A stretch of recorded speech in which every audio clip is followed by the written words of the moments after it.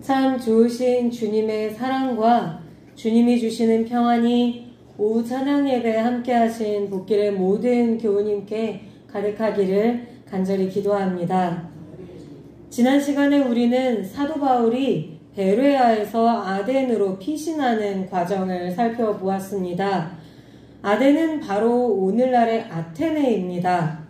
이 아테네로 말할 것 같으면 고대 그리스 문명의 요람이라고 해도 될 만큼 유명한 철학자들이 이곳에서 활동하였습니다.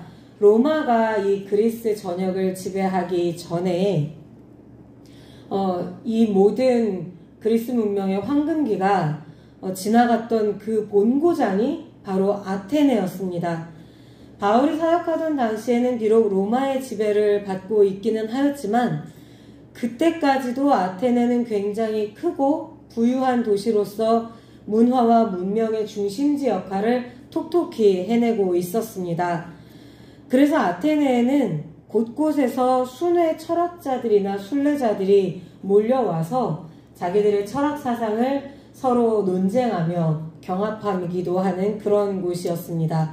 오늘날까지도 이 아테네에는 당시의 유적들이 여전히 남아있고 성지순례를 가면 빼놓지 않고 들르는 곳 중에 하나가 이곳 아테네입니다. 일단 아테네에 가면 거대한 언덕인 아크로폴리스를 접하고 당시의 사람들은 그 위용에 한번 기가 죽게 됩니다. 그리고 이 높은 언덕에 있는 아크로폴리스 안에는 가장 높은 곳에 거대한 신전이 있고 그 외에 또 여럿의 신전들이 즐비해 있었습니다. 그리고 그 북서쪽에 보면 오늘 등장하는 아레오바고 언덕이 위치해 있었습니다. 바울은 이 아테네에 혼자서 머무르고 있었습니다. 아마도 디모데와 실라는 새로 개척한 교회들에 더 머무르면서 그곳 교회의 상황을 지켜보고 새로 믿은 신자들이 박해에 굴하지 않고 믿음을 지킬 수 있도록 독려하는 작업을 하고 있었을 것입니다. 그래서 디모데와 실라가 바울을 찾아서 올 때까지 바울은 이 아테네에서 혼자 머물러 있었던 것입니다. 그리고 동시에 적대자들을 피해서 잠시 숨어 있으려고 했었던 것입니다. 그런데 이 거대한 도시 아테네를 거닐면서 살펴보던 바울은 그만 격분하고 말았습니다. 온 도시에 우상이 가득하였기 때문입니다. 어떤 신학자들은 그래서 바울이 이 도시에 머물면서 보는 장면들을 번역을 하면서 보면 도시에 우상이 가득하였다고 하는 이 표현이 사실은 도시가 우상의 숲과 같았다. 이렇게 번역하는 게 맞다고 이야기하는 학자들도 있습니다. 그만큼 아테네는 여러 신의 신상과 신전들로 가득한 도시였습니다. 그래서 격분한 바울은 결국 이곳에서도 참지 못하고 복음을 전하기 시작합니다. 어떤 일을 당할지 알 수도 없는데 혼자서 말입니다. 회당에 가면 유대인과 토론하고 장터에 가면 그곳에서 만나는 낯선 사람들을 붙잡고 계속 복음을 전하기 시작합니다. 우리말 성경이 장터 그리고 개역개정이 나오기 전에는 저자라고 번역이 되어 있었죠. 이 장터라고 번역한 헬라어 단어는 아고라입니다. 많이 들어보셨을 것으로 압니다. 아크로폴리스 아래쪽으로 늘어서 있던 곳이 바로 아고라인데 나중에는 이 아고라 주변으로 상인들이 노점을 차리기도 하고 고정된 상가가 들어서기도 하면서 공공시장으로도 기능을 하기는 하였습니다만 원래 이 아고라의 기능은 시민들의 모임 장소였습니다. 오늘날로 치자면 광장입니다. 이 아고라에 모여든 사람들은 이곳에 모여서 시민들끼리 회의도 하기도 하고 운동시합을 하기도 하고 혹은 국가나 왕이 전달하는 메시지를 그곳에 모여서 전달받기도 하였습니다. 이 아고라에서 도시를 찾아온 순회 철학자들이나 그 도시에 머물러 있던 학자들이 함께 논쟁을 벌이기도 하였죠. 바울도 이곳 아고라라고 하는 이 광장에서 복음을 전했던 것입니다. 바울과 논쟁하였던 많은 사람 중에 특별히 신약 성경은 스토아 철학자들과 에피쿠로스 철학자들이 있었다고 지목해서 말하고 있습니다. 이 두 학파는 모두 다 덕스럽고 행복한 삶이란 무엇인가를 깊이 고민하던 철학자들이었습니다. 그런데 그 방법이 서로 극적으로 달랐습니다. 이들이 바울에게 관심을 보였던 것은 아마도 그들이 가지고 있던 철학사상 외에 그들이 신에 대해서 가지고 있었던 관념 때문이었던 것으로 보입니다. 스토아 철학자들은 아주 단순하게 말씀을 드리자면 신이라는 존재가 과연 있는가? 라는 질문에 대해서 신이 있기는 있을 것으로 보았는데 그것은 그저 만물 가운데 내재하는 어떤 상징이나 개념이라고 보았습니다. 즉, 그 당시에 로마의 편지에 있던 여러 신들, 주피터로부터 시작해서 아폴론에 이르기까지 즐비한 여러 신들은 인간 속에 있는 어떠한 한 가지 형태를 대표하는 상징이다, 개념이다, 이렇게 이해를 했다는 것입니다. 에피쿠로스 철학자들은 반면 신이 있다고 하더라도 사람의 삶에 깊이 관여하지 않는다고 믿었습니다. 그래서 이 인간의 삶에 대해 관심이 없는 신 대신에 인간이 이 세상에서 어떻게 해야 행복하고 즐거운 삶이 가능할 수 있을까? 이것을 굉장히 깊이 고민했던 것입니다. 그런데 이 두 극단적인 기질을 가진 철학자들이 보니 바울은 인간의 행복이나 인간의 구원의 문제에 하나님이 깊숙이 관여해 계신다. 하나님이 사람에게 굉장히 큰 관심을 갖고 계신다. 라고 말을 하는데 이런 정도로도 모자라서 신이 이 세상에 사람의 모습으로 와서 인간을 구원하기 위해서 죽고 부활하셨다. 그리고 심판주로 오실 것이다. 까지 이야기를 하고 있는 것입니다. 바울과 그가 전하는 복음에 대해서 아덴 사람들은 이렇게 표현합니다. 바울을 향해 말쟁이, 이방신들을 전하는 사람, 이상한 것을 이야기하는 사람 등 신기하고 재미있는 철학 사조나 새로운 종교를 전하는 것으로 바울을 이해하고 또 복음도 바라보고 있었습니다. 그래서 당시 사람들이 그랬던 것처럼 아고라 광장에서 신나게 토론하고 토론을 통한 대격돌을 벌인 후에 설득당하면 바울의 말을 인정하는 것이고 설득당하지 않으면 인정하지 않아도 되는 것으로 복음을 취급했던 것입니다. 이런 분위기에 대해서 사도행전은 이렇게 기록합니다. 사도행전 17장 21절의 말씀을 다시 한번 읽어드리겠습니다. 모든 아덴 사람과 거기서 나그네 된 외국인들이 가장 새로운 것을 말하고 듣는 것 이외에는 달리 시간을 쓰지 않음이더라. 고대 문명에 관해서 어떤 한 면만 보고 평가하는 것은 사실 가능한 일이 아닙니다.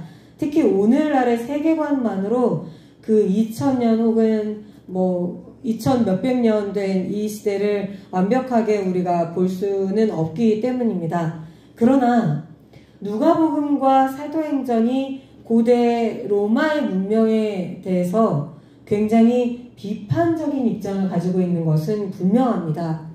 방금 읽어드린 17장 21절은 당시 아테네의 분위기에 대한 상당히 맹렬한 풍자입니다.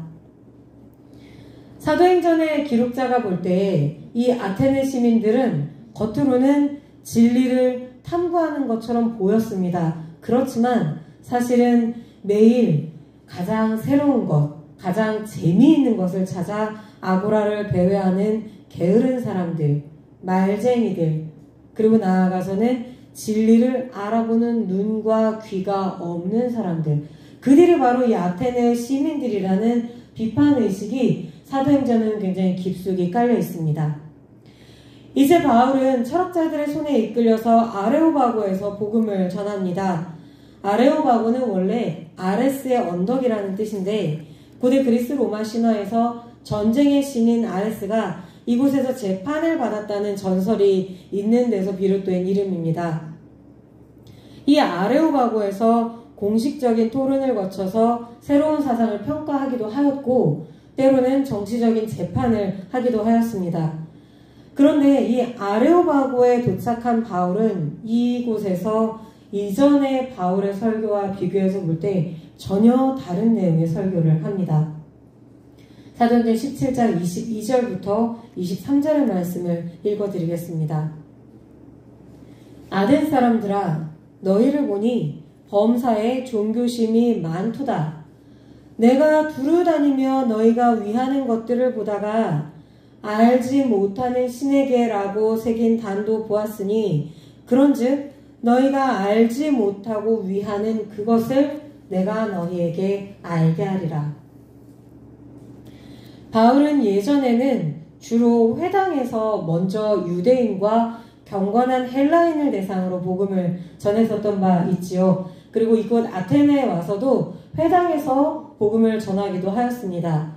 이 회당에서 바울이 만났던 사람들은 구약 성경을 어느 정도 알고 있거나 혹은 굉장히 잘 알고 있는 사람들이었죠. 그랬기 때문에 성경에 예언된 메시아가 예수님이시라는 것을 증언하는데 그리고 이것을 논증하는데 바울이 굉장히 공을 들이고 초점을 맞추는 설교를 그동안 해왔다는 것을 우리가 간략하게 지켜봤던 바가 있습니다. 그러나 지금 이곳 아레오바고에 모인 사람들은 그런 성경적인 배경이 전혀 없습니다. 그래서 바울은 전혀 다른 접근을 시도하는 것입니다. 그들이 우상을 전부 끌어모아 섬기다 못해 이제는 알지 못하는 신까지 찾아 섬기려는 그 마음, 그들의 그 종교성이 사실은 원래는 하나님을 찾도록 하나님께서 주셨던 마음, 하나님이 그들도 알지 못하는 사이에 그들의 영혼 깊숙이 숨겨놓으셨던 본능적인 것이라고 바울은 보았던 것입니다.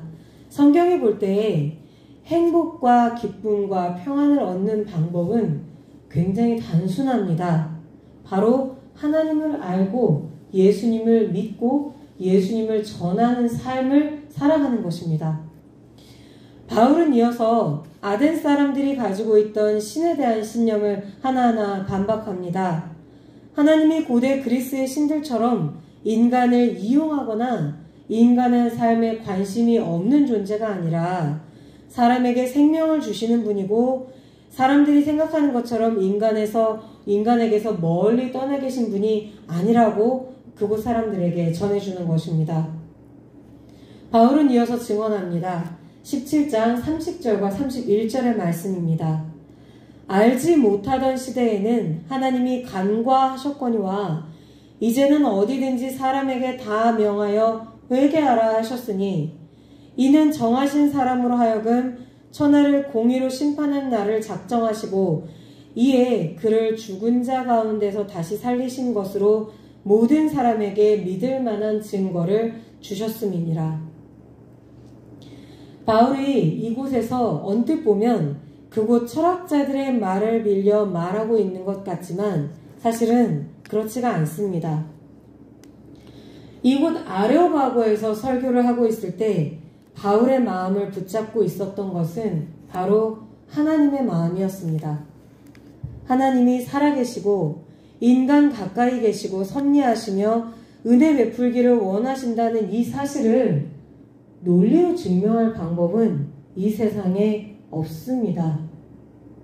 하나님께서 그들을 하나님을 모르고 예수님을 믿지 아니하는 그 영혼들, 자기 자신들의 유창한 논리에 박혀서 그저 시간을 보내며 허송세월하며 말놀이를 즐기고 있는 그들을 하나님께서 얼마나 불쌍히 여기시는지, 얼마나 긍휼히 여기고 계시는지 이것을 논리로는 설명할 수가 없습니다.